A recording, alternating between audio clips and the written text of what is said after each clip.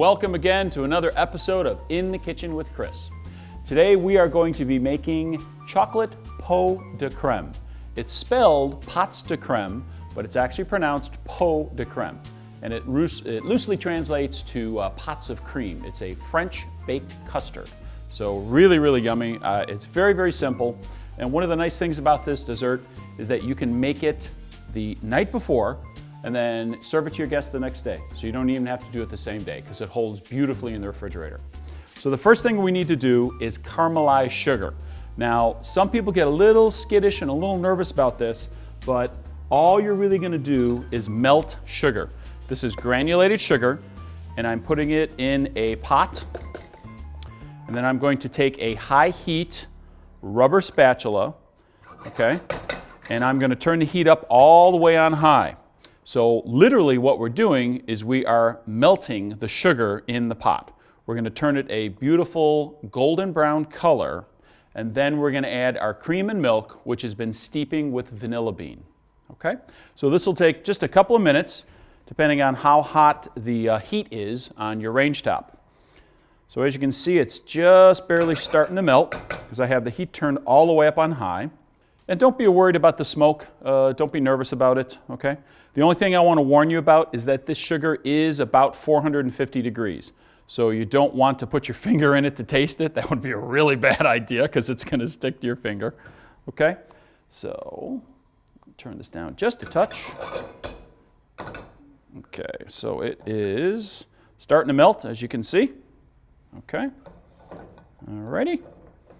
All right. Okay, we've got some caramelized brown sugar, as you can see in the pan. Okay, nice and toasted. Now I'm going to take this and pour it right in. Add a little and stir. Add a little and stir.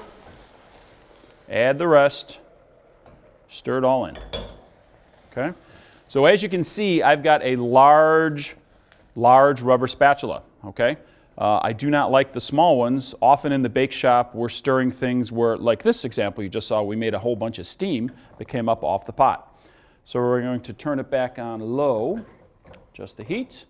And now we're going to stand here and stir for just a minute or two. All right? So essentially what you're doing at this point is you are dissolving all of the caramel that you made in the pot into the milk and the cream. So we're going to stand here and stir for a minute. Okay. And also, if it takes a few extra minutes, don't worry about it, okay? Essentially, all you're really trying to do is you're trying to get all of it dissolved in. If you get like 90%, 95%, it's fine, okay? The caramel is there to add a little background flavor to the chocolate pot de crème. Okay, so that's about done, okay? All right, so now we're gonna take a bowl, and we're going to take our chocolate, okay? So this is semi-sweet chocolate. I like 61%, and incidentally, the 61% is the amount of cocoa mass. The higher that number, the more bitter the chocolate. The lower that number, the more sweet the chocolate. So for example, this is 61%, so it's going to be sweeter. If I was to use 82 or 90%, my finished product would be a little bit more bitter. Either one is fine, it's your personal preference. So now I'm going to take my yolks and my eggs. And I'm going to pour it right on top of the chocolate. Okay, so this is now ready to go. And so I'm going to add a little bit of this, and I'm going to stir. Okay, please notice I'm not throwing it all in at one time. I'm adding just a little bit, then I'm stirring it in. So the heat is going to melt the chocolate. So add a little bit.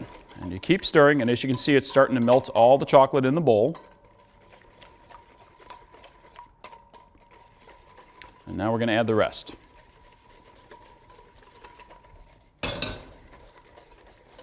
So stand there and stir for about a minute, and it will bring everything all together. And it's going to make your mixture that still has to be baked in the oven. So as you can see, the vanilla bean is still in there, so I need to take that out. And you can see how it's turned into a nice smooth mixture. Now this is ready to be baked. grab a pair of tongs and grab that vanilla bean out of there. As soon as I find it, there it is. Okay. Okay, so now this is ready to go into our cups.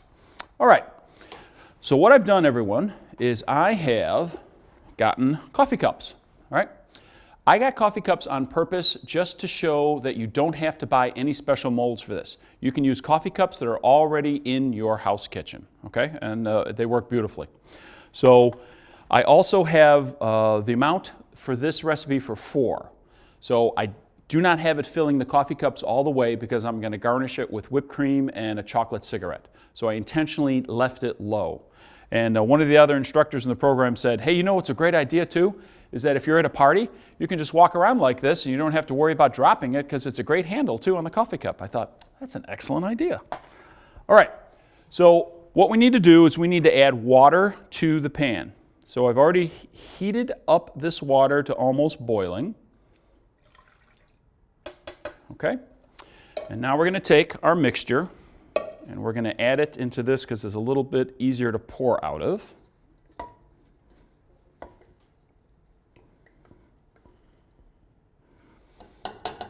Okay, all right, and now we're going to add an equal amount to each one.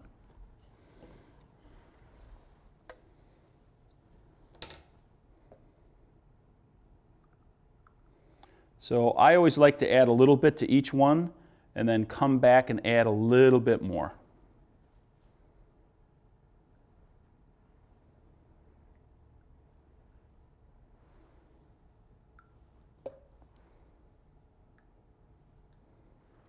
Okay, that's pretty even. Okay, now the reason that we added water into the pan is so that it makes it bake more slowly and evenly. If you didn't have the water in the pan, what happens is the porcelain has a tendency to get really hot and it goes from cooked to overcooked in like no time flat. So the water slows the whole process down and makes it cook much slower and more evenly. All right, so now we're going to take this and we're going to bake it in the oven for approximately 20 to 25 minutes. And the way you tell it's done is you shake the pan ever so slightly and there's a jiggle because it's obviously loose right now. Okay, so if you did it right now, you can see it's jiggling because it's very liquid. And so when that jiggle is gone in about 20 to 25 minutes at approximately 300 degrees, it'll be done. So let's bake this in the oven.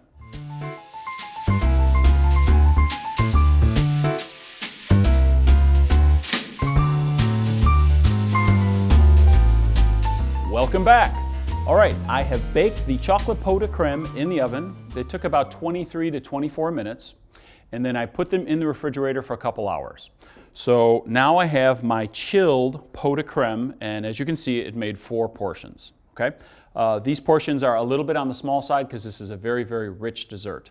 I would not recommend filling it all the way up because that's a lot of really rich chocolate pot de crème. So I intentionally filled them about halfway. So now what I'm going to do is finish them with a garnish. So I've got some heavy whipped cream that I sweetened and added a little vanilla. You can also go to the store and buy the stuff in the can if you'd like, or you can make it yourself. Of course, I made it myself because I like the flavor much better. And I've got some chocolate cigarettes that we're going to use as a garnish. So the chocolate cigarettes are available commercially, or you can use any kind of chocolate decoration, or you could even just shave chocolate on top. Doesn't really matter. What I do recommend though is that you add a little bit of chocolate because the chocolate pot de crème is soft, the whipped cream is soft, and it's nice to have a little texture in there. You could use a cookie, really you can use pretty much anything you want. So now we're going to garnish them. And so we're going to take our whipped cream and we're going to add a little bit right in the middle so you can still see the chocolate around it.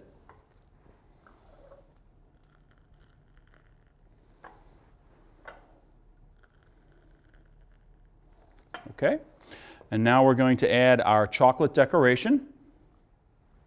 And again, if you wanted to add more whipped cream, less whipped cream, it doesn't really matter.